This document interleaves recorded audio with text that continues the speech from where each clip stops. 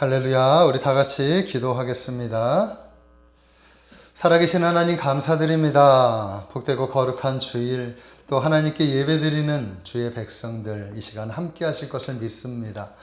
오늘 예배당에서 예배드리지 못하고 각 가정에서 영상 예배로 주님께 영광을 돌릴 때 하나님, 우리 각 가정 가운데 하나님 임재하여 주셔서 저들이 주님의 임재를 경험하고 또한 말씀의 능력에 사로잡힐 수 있도록 하나님 축복하여 주시고, 또한 이 시간 어린 종의 입술을 주관하여 주셔서 온전히 하나님의 말씀만 전할 수 있도록 축복하여 주시옵소서.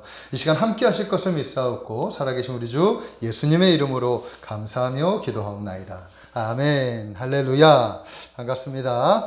우리 사랑하는 성도 여러분, 주 안에서 평안들 하셨습니까? 가정에 모여서 오손도손, 그죠? 둘러앉아서 하나님께 예배드린 여러분들의 모습이 상상이 됩니다.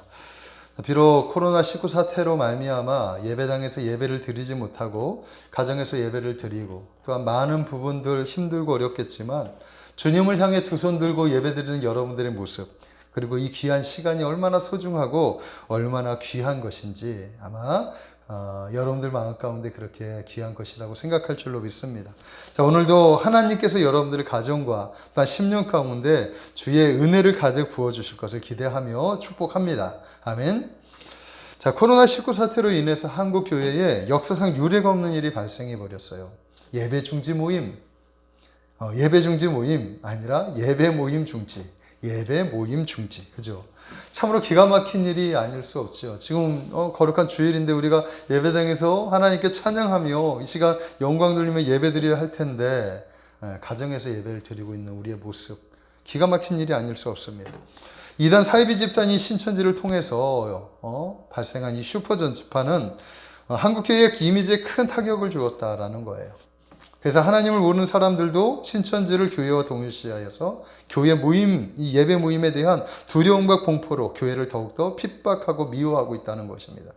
자, 정부는 그것을 빌미로 사회적 거리두기 운동이라는 명분으로 교회의 예배 모임 중지를 강력하게 제재하고 있습니다. 자, 그러나 한국 교회에서는 코로나의 장기화로 인하여 국민들이 받는 이 고통과 불안과 이 두려움을 같이 공감하고 있다는 거예요. 그렇기 때문에 속히 코로나가 잡혀지기를 기도하면서 적극적으로 이 운동에 동참하고 있다는 것입니다.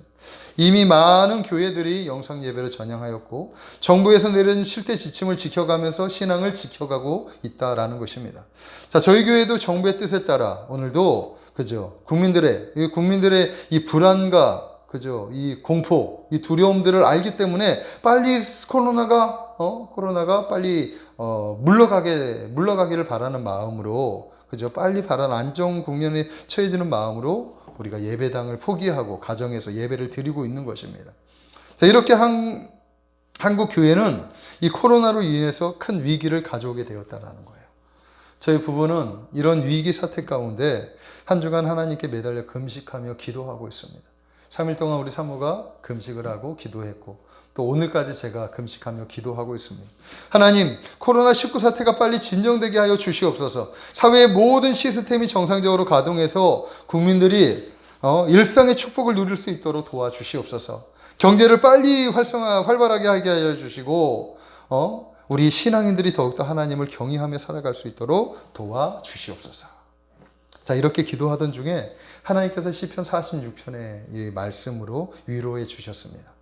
자, 시편 46편은 이런 말씀이에요. 하나님께서 예루살렘 성에 계시기 때문에 그 성과 성 안에 있는 백성들은 안전하다라는 거예요. 그러니까 아무리 세상에 큰 환란이 찾아와도 하나님이 거하시는 성, 즉 주 안에 거하는 백성들은 안전하다는 것을 지금 노래하는 시라는 거예요.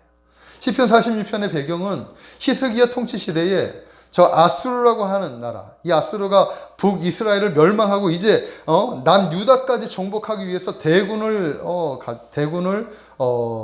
데리고 이렇게 쳐들어왔어요. 그래서 성을 포위하면서 지금 포위하는 상황 가운데 있는데, 이 시인은 이렇게 예루살렘 성이 적군에게 포위당했다 하더라도 하나님께서 지켜주실 것을 확신하면서 노래하는 거예요. 그리고 실제로 하나님께서 안전하게 지켜주셨죠. 자, 계속되는 코로나 사태로 인해서 많이들 지쳐가고 있는 이때에 이 시편 46편은 우리에게 큰 위로와 힘이 될 것이라고 저는 믿습니다. 그래서 오늘은 이 말씀을 통해서 우리가 믿는 하나님, 우리가 믿는 하나님은 대체 어떤 분이신가? 하나님은 환난 가운데 우리에게 어떤 일을 행해 주실 것인가? 그 하나님에 대해서 몇 가지 은혜를 나누기를 원합니다. 아멘. 자, 첫 번째 나누고 싶은 말씀은 바로 이거예요. 하나님은 환난 중에 도움을 주시는 분이시다라는 거예요.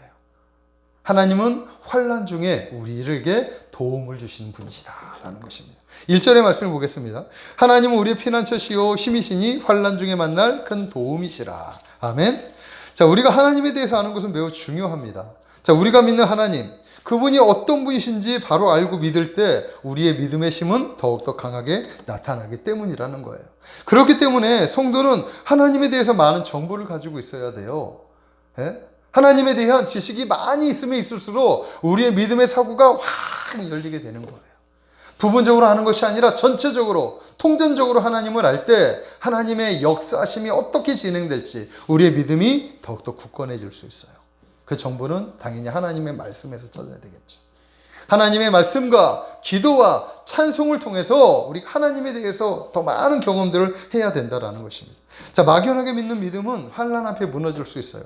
조금만 어려움이 찾아오면 갑자기 그 믿음이 흔들리고 신앙이 흔들릴 수 있어요. 그래서 이번 코로나 사태를 통하여 아마도 믿음 없는 사람들은 많이 떨어져 나가지 않을까 이런 염려가 됩니다. 간신히 교회에 와서 신앙생활을 하려고 하는데 예배를 또 영상으로 돌리고 뭐 하니까 영상을 드리는 예배 익숙치 않은 분들은 예배를 포기하겠죠. 그렇게 한 주, 두 주, 한 달 이렇게 넘어가게 되면 가지고 있었던 믿음도 이렇게 사라질 수 있다라는 거예요. 그래서 우리의 믿음은 하나님에 대한 그죠? 지식과 하나님에 대한 아는 그 아는 힘 그것과 믿는 것이 하나가 될 때 우리가 믿음으로 담대히 나아갈 수 있는 거예요. 그래서 실존하시는 그분이 어떤 분이신지 우리가 정확히 알고 믿을 때 환난 앞에 우리가 담대히 나아갈 수 있다는 것입니다. 오늘 시편에서 하나님은 이렇게 말씀하고 있어요. 환난 중에 우리를 도와주시는 분. 아멘. 하나님은 환난 중에 우리의 도움이시다라고 분명하게 말씀하고 있다는 거예요. 자, 그렇다면 구체적으로 어떤 환난을 말하고 있을까요? 오늘 네 가지 환난에 대해서 말하고 있는데 2절에서 3절의 말씀입니다. 2절에서 3절의 말씀에 이렇게 말씀하고 있어요. 그러므로 땅이 변하든지 산이 흔들려 바닷 가운데 빠지든지 바닷물이 솟아나서 뛰놀든지 그것이 넘침으로 산이 흔들릴지라도. 그러니까 첫 번째는 뭐야? 땅이 변한대요. 땅. 우리에게 주신 이 땅이 변한대요. 어떻게 땅이 변할 수 있을까요? 또한 산이 흔들려 바닷 가운데에 빠진대요. 어떻게 산이 흔들려서 바닷 가운데 빠질 수 있습니까? 또한 바닷물이 솟아나서 그것이 바닷물이 뛰논대요. 그것이 넘쳐서 산을 흔들어 버린대요. 어떻게 이런 일이 발생할 수 있겠느냐 하는 거예요. 이것은 한마디로 말해서 재앙에 대한 가정이죠. 가정법. 만약에 이런 재앙이, 그러니까 이거는 만약에 이런 일이 발생한다면 살아남을 사람이 아무도 없다는 거죠. 살아남을 사람이 아무도 없고 살아남을 피조물이 아무도 없나라는 거예요. 그만큼 세상에서 우리에게 주는 큰 환난에 대한 큰 위기에 대해서 지금 말씀하고 있다라는 거예요. 그런데 이런 큰 위기, 이런 큰 환난이 찾아와도 하나님의 성에 거하는 사람들, 하나님의 날개 그늘 아래 피하는 사람들은 두려워하지 않는다. 두려워하지 말아라. 이렇게 말씀하는 거죠. 한마디로 말해서 세상이 무너져도 하나님의 사람들은 두려워하지 말라라고 말씀하는 거예요. 왜냐하면 하나님이 우리의 도움이 되실 것이다. 할렐루야. 자, 하나님은 당신의 자녀들의 어려움을 외면하지 않으십니다. 어려운 일을 만날 때 극복할 수 있도록 지혜와 능력과 힘을 공급해 주시는 거예요. 또한 괴로움을 당할 때는 우리의 마음을 공감해 주셔요, 하나님이. 그래서 우리를 위로해 주시고 같이 아파해 주시고 같이 격려해 주셔서 우리가 그것을 이길 수 있도록 따뜻하게 품어주시는 거예요. 대적들이 나타났을 때는 우리보다 앞서 나가서 대적을 물리쳐 주십니다. 또한 세상의 다양한 재앙 속에서 우리를 안전하게 지켜주시는 분이 우리 하나님이시라는 거예요. 이 사실을 믿으시기를 바랍니다. 시편 121편은 하나님이 우리의 도움이 되시는 부분에 대해서 더욱더 구체적으로 기록되어져 있습니다. 다 같이 시편 121편을 찾아서 보시기 바랍니다. 제가 읽어보겠습니다. 내가 산을 향하여 눈을 들리라. 나의 도움이 어디서 올까? 나의 도움은 천지를 지으신 여호와에게서로다. 그러니까 우리의 도움이 어디에 오느냐? 천지를 지으신, 우주 만물을 지으신, 창조하신 창조주 하나님께 우리의 눈을 돌릴 때 우리의 도움이 되시는 분이 하나님이시다라는 거예요. 자, 여호와께서 너를 실족하지 아니하게 하시며 너를 지키시는 이가 졸지 아니하시리로다. 이스라엘을 지키시는 이는 졸지도 아니하시고 주무시지도 아니하시리로다. 아멘. 그러니까 하나님은 우리를 실족하게 내버려 두지 않아요. 우리가 낭망하고 실족하고 실패하고 쓰러진다 하더라도 그대로 내버려 두지 않아요. 7.8기가 있죠. 7번 넘어져도 8번 일어나게 하시는 분이 우리 하나님이라는 거예요. 그래서 우리를 지키시는 하나님은 졸지도 주무시지도 않는데요. 눈동자같이 모든 초점을 우리에게 맞춰서 우리의 모든 일거수일투족을 다 지켜보시는 분이 우리 하나님이시라는 거예요. 여호와는 너를 지키시는 분이시라. 여호와께서 내 오른쪽에서 내 그늘이 되시나니 낮에 해가 너를 상하게 하지 아니하며 밤의 달도 너를 해치지 아니하시리로다.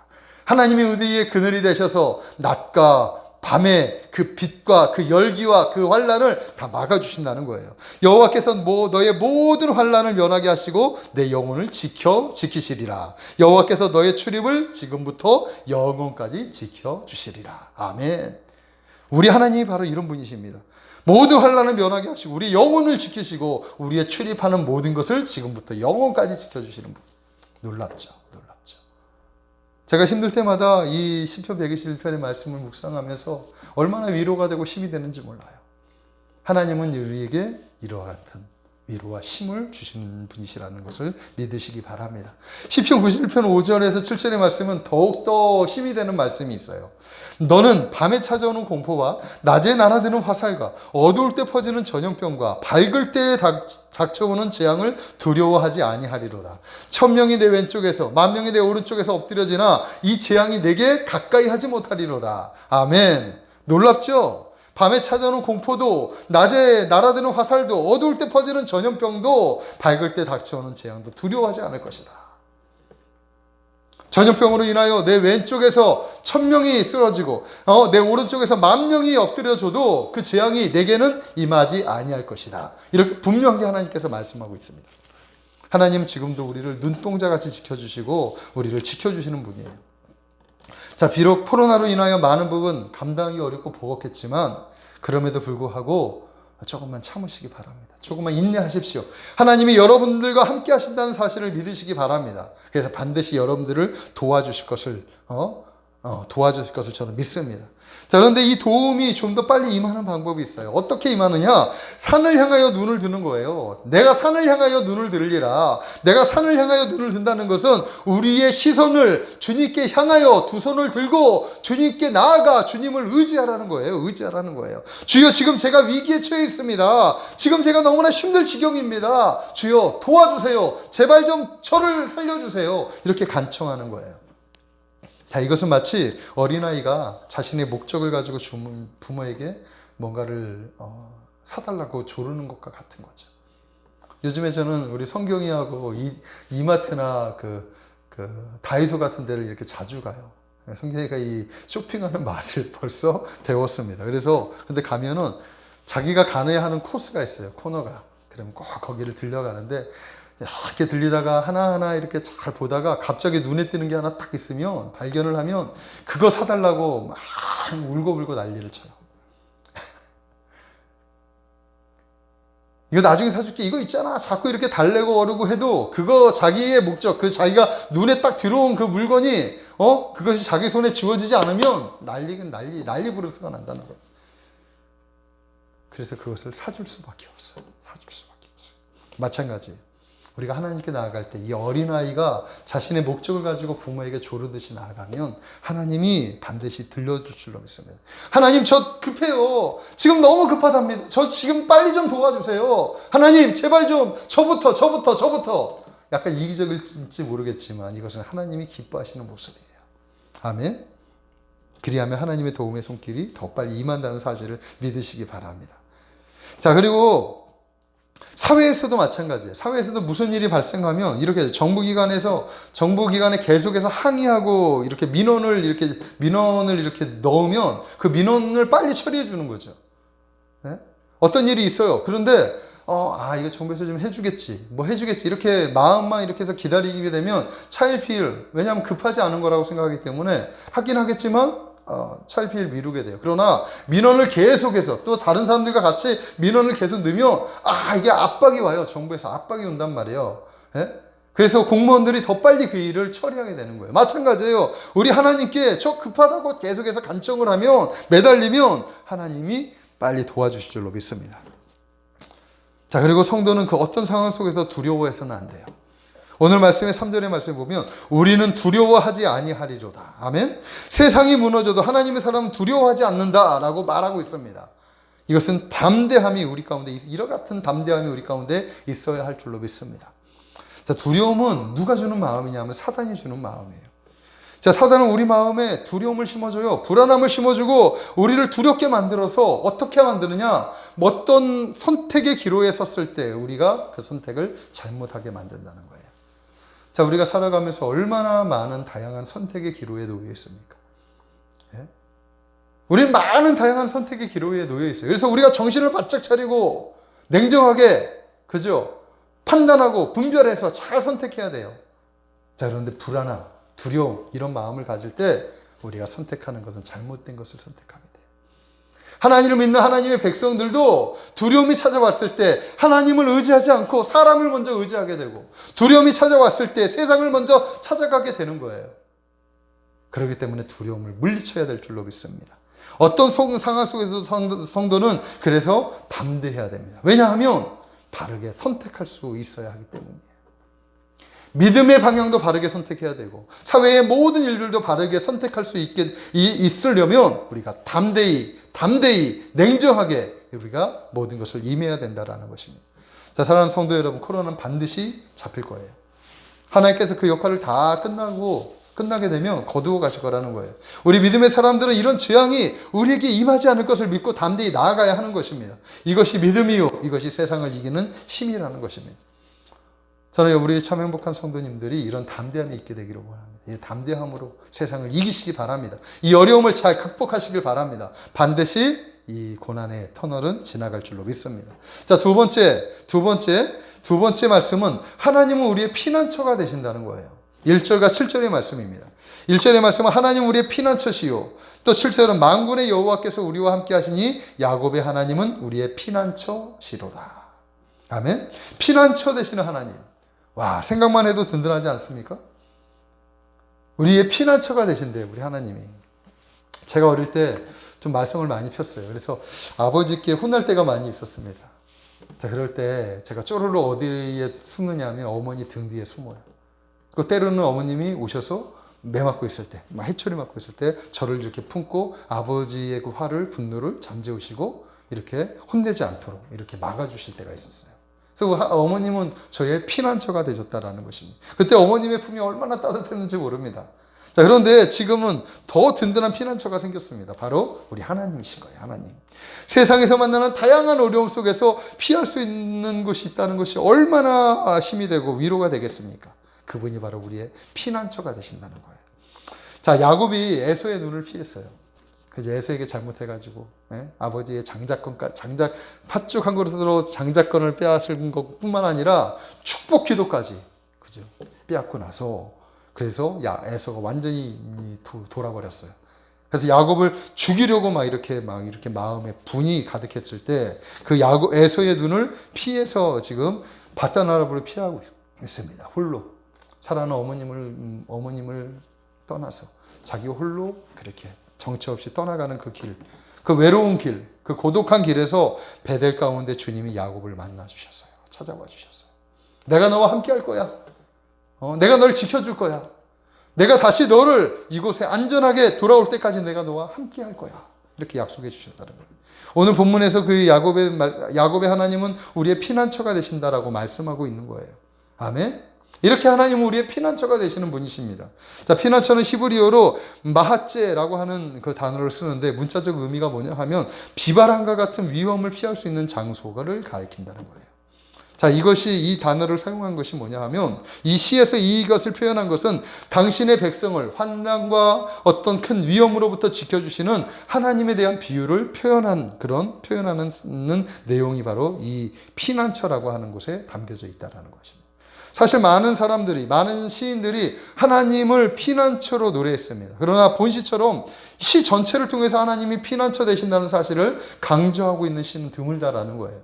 자, 이것은 하나님만이 우리 인간을 지켜줄 수 있는 분이고, 하나님만이 참되고 안전한 도피처이시며, 하나님만이 우리의 안전과 평강을 우리가 지켜줄 수 있는 분이시라는 것입니다. 그 어떤 세력도 하나님 안에 거했을 때 우리 안전과 평강을 방해하는 존재는 이 세상에 아무도 없다는 것을 이렇게 반영하는 말씀이라는 것입니다.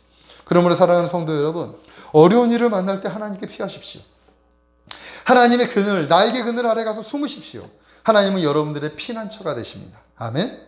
자, 구약의 말씀에 보면 하나님께서 이스라엘 백성들이 가나안 땅을 정복하고 그 땅을 분배할 때 그들에게 도피성 제도를 주셨습니다. 도피성 제도. 도피성은 뭐냐 하면 사회에 속한 자들 중에서 약자나 또한 공경에 처한 자들의 인권을 보호하는 그런 제도예요. 공동체 구성원들 간에서 어떤 그 시비가 있었을 때 그 보복심으로 불타서 폭력을 행사하는 그런 사회가 되지 않도록 막는 제도가 바로 이 도피성 제도라는 거예요. 48개의 도성 중에 6개의 도성을 따로 세워서 각 지파가 사는 지역의 중앙에 위치해서 죄인들이 어디서나 가까운 곳으로 피할 수 있도록 이렇게 만들었어요. 그 역시 인권을 최대한으로 보장하려는 하나님의 의도가 숨겨져 있습니다. 또한 이 도피성은 높은 산지에 있는 도피성이 있어요. 그런데 그 도피성에 갈 수 있도록 길을 잘 닦아놨어요. 그래서 그 누구나 어느 누구도 도피성이 저기에 있다라는 것을 알고 피할 수 있도록 해주셨다는 것입니다. 자, 이러한 도피성을 통해서 살인한 죄인들이나 또 그 죄를 벌하지 않으시는 하나님의 사랑을 우리가 알 수 있고 우리를 용서하신 예수님의 모습을 발견할 수 있게 된다는 것입니다.